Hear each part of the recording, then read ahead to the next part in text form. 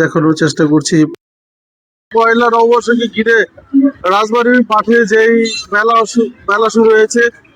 মেলার মাঝে কনসার্ট এবং মানুষজন এত এত জনসমাগম হয়েছে, মানে এরা কেউই ভিতরে ঢুকতে পারছে না। রাস্তাঘাট জ্যাম এমন একটা পরিস্থিতি, দেখেন কি পরিস্থিতি হয়েছে। মানুষ যাওয়ার মতো অবস্থা নাই, মানুষ এখান থেকে বের হয়ে যাবে সেই অবস্থাও নেই, মেলার মধ্যে ঢুকতে পারছে না এবং এই জায়গা থেকে যে মানুষ বের হয়ে যাবে সেই পরিস্থিতি মানুষের নাই।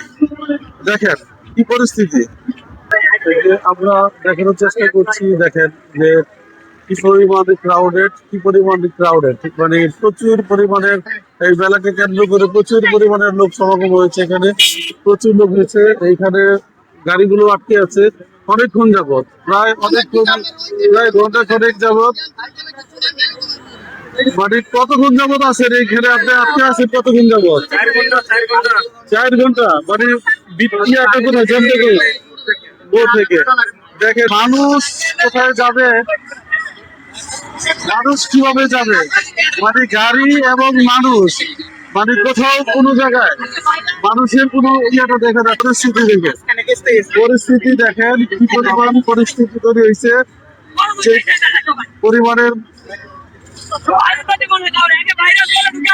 দেখেন পরিস্থিতি খুবই ভয়াবহ পরিস্থিতি।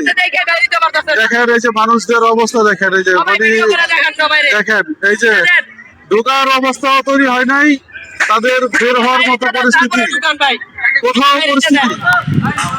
আপনি কতক্ষণ যাবত আটকে আছে? প্রায় 2 ঘন্টা যাবত আটকে আছে। দেখেন এই যে পরিস্থিতি, দেখেন মোটর সাইকেল থেকে শুরু করে মানুষ, মানে প্রত্যেকটা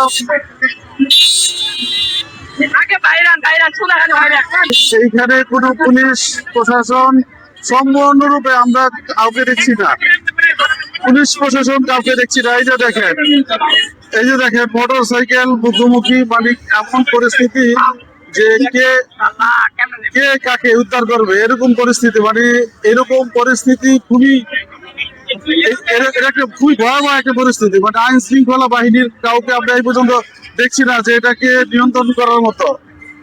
এখানে ট্রাফিকের অবস্থা খুবই খারাপ, এই যে দেখানোর চেষ্টা করছি, ট্রাফিকের অবস্থা খুবই খারাপ, খুবই খারাপ অবস্থা। মানুষজন বের হওয়ার মতো পরিস্থিতি নাই, এমন অবস্থা।